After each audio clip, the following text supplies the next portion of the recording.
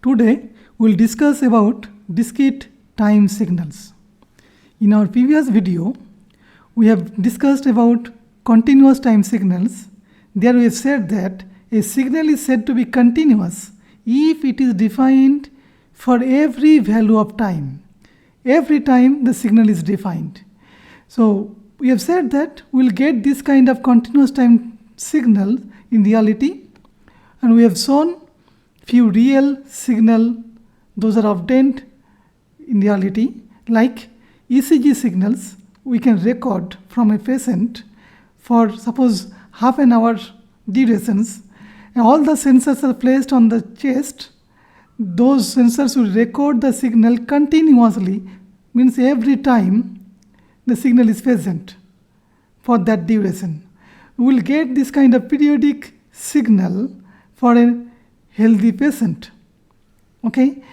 Next one, we have shown that earthquake signal we can record from seismometer, and it is also a continuous time signal because every time it will record the signal. Okay. So this kind of continuous time signals we have discussed in previous videos, but in this video we'll try to understand what is discrete time signal and how it is obtained. A discrete time signal is a signal that is defined only at discrete instants of time. Not only one instant, it could be several instants, but discrete instants, not continuous in time. Okay? Not all time will record it. So these signals are present only at particular moment of times. Okay? Then question is that can we get this kind of discrete time signals in reality? That we'll try to understand. Sometimes we'll get or we'll consider discrete time signals. Those are obtained from continuous time signals by sampling. That thing we'll discuss later. But today I'll try to understand how to get discrete time signals in reality. Okay? Consider one situation. One patient wants to monitor his or her blood pressure. Every day, he or she will measure his or her blood pressure 3 to 4 times in a day. Okay? It could be 7 a.m., 1 p.m., 7 p.m. and 10 p.m. Okay? And you can see here that it will show this setup, this instrument will measure 3 kind of things. One is systolic pressure, diastolic and pulse. These 3 things it will give you.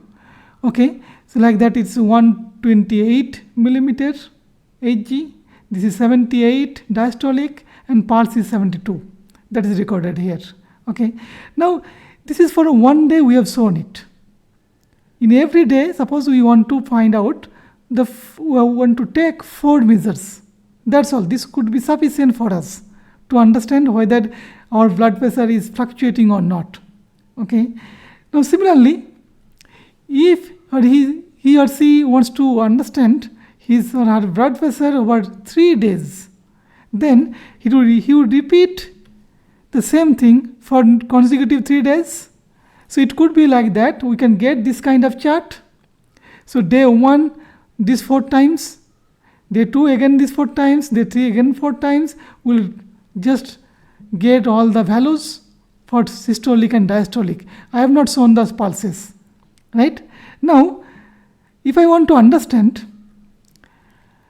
that how to represent the systolic blood pressure mathematically, or we was to see that how it will vary over measurements.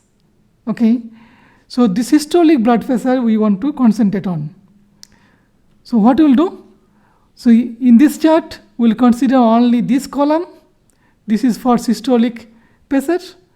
So I'll consider this thing 122 millimeter, 126, 128, 121 like that. We understand that when we have taken this kind of measurements, 6 a.m., 12 p.m., 6 p.m. and 10 a.m., 10 p.m. every day. Okay, these things is understood. Okay. Now to express these things, what we will do? We'll use one symbol and then we'll consider this sequence.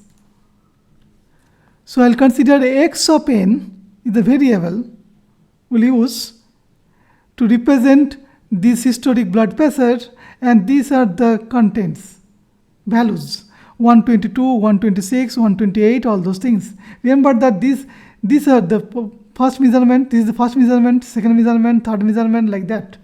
Okay, so this n indicates the one schedule measurement. Okay, so note that this x, small x, is used again. So you can see that previously we have considered the small x is used to represent continuous time signal, and we will consider small x of t, the first bracket, that represent continuous time signal. Okay, and to represent discrete time signal, we will consider same small x, but here preferably we will use this third bracket, and this n is used for integers kind of things or samples. So this is for discrete time signal. So you can see the difference here. So small x of t is used for continuous time signal. Small x of n, third bracket, preferably. Sometimes also we'll consider first bracket, it's fine, but it should not be t. Okay, so this is the representation of discrete time signals, and this systolic blood pressure is representation, we have shown it here. Okay, similarly we can consider the diastolic blood pressures, and for that we should consider this column, because this is diastolic column. So this y of n, we can easily write that this is a sequence, diastolic sequence, right? So these are, you can see that naturally discrete time signals, because this is collected from the measurements only, directly. It is not that we have obtained one continuous time signal, then after sampling we have got it. No, it is not like that. So directly we have got one discrete time signals, right? So similar example I can give you. One is that daily rainfall measurement.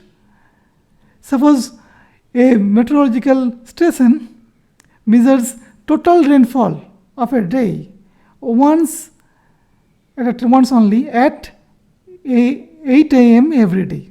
Only one time it will take, but it will collect all the rainfall throughout the day and just measure these things at 8 a.m. only. So meaning is that the sample data will contain one value in every day. So if it starts from 1st July, then 1st July, 2nd July, 3rd July, every day you will get one value, and that is measured at 8 a.m. only, that we understand. So this is obviously x of n, this rainfall, again in millimeter it is measured. So this will give you one sequence, and it is a discrete signal, discrete time signal. Okay. So you can see that discrete time signal could be obtained from reality, but again discrete time signal can also be obtained by sampling a continuous time signal. That will do, but this thing will be discussed in next video. What is the use of these things, why we'll do that things, and how to do that thing, everything will be discussed in the next video. Thanks for watching.